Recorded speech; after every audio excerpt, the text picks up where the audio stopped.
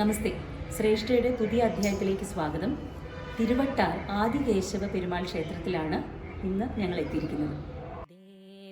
ദേവദേവ കലയാമിതേ ചരണാംബുജ സേവനം, ദേവദേവ കലയാമിതേ ചരണാംബുജ സേവനം, ദേവദേവ കലയാമിതേ ചരണാംബുജ സേവനം, ദേവദേവ കലയാമിതേ ചരണാംബുജ സേവനം.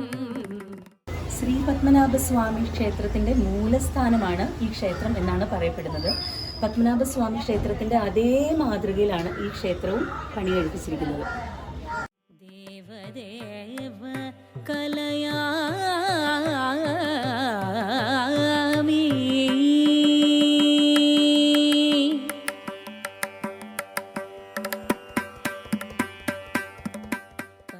മഹാവിഷ്ണു അനന്തശയന രൂപത്തിലുള്ള പ്രതിഷ്ഠകൾ നമുക്ക് ഇതല്ലാതെ ശ്രീ പത്മനാഭസ്വാമി ക്ഷേത്രവും ശ്രീരംഗ ക്ഷേത്രവും ഉണ്ട്. പത്മനാഭസ്വാമി ക്ഷേത്രം ഈ ക്ഷേത്രം ഒരുപോലെയാണ്.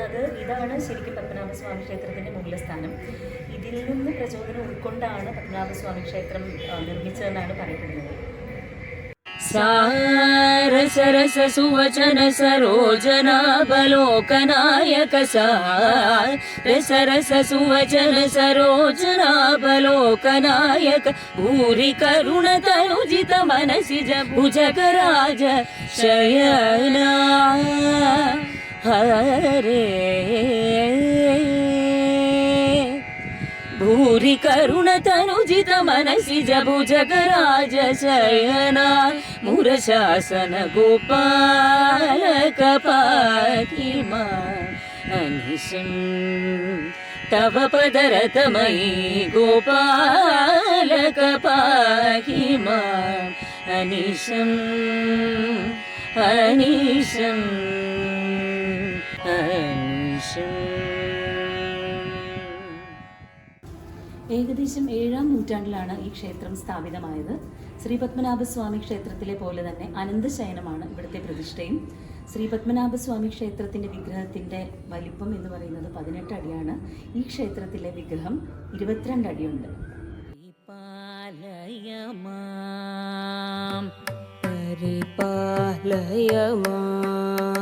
ശ്രീ പരിപാലയമാം ശ്രീ 3 നദികളാൽ ചുറ്റപ്പെട്ട ക്ഷേത്രമാണിത്.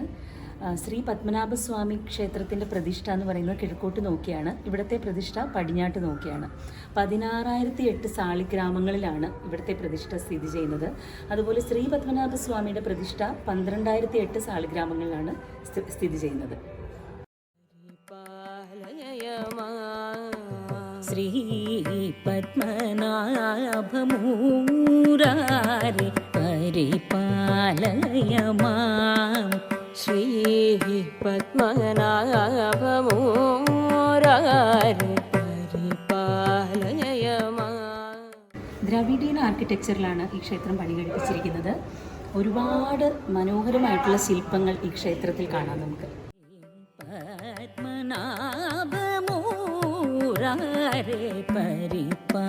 പരിപാലയമാം ശ്രീ പത്മനാഭമൂരാരേ പരിപാലയമാം.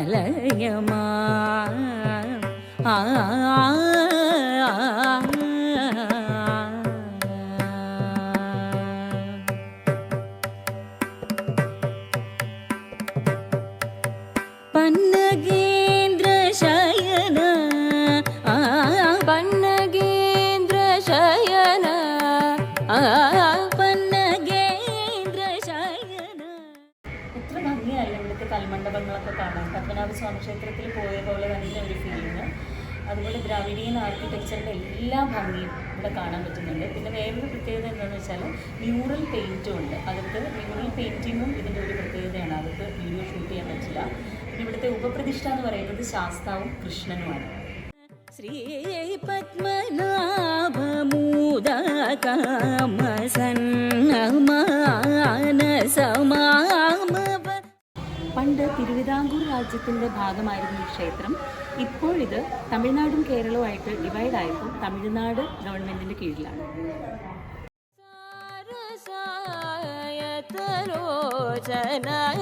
പന്നഗേന്ദ്ര ശയന ശ്രീ പത്മനാഭമൂദകമസന്നമാനസമാമവത്സാരസായതലോചന പന്നഗേന്ദ്ര ശയന ശ്രീ പത്മനാഭമൂദകമ.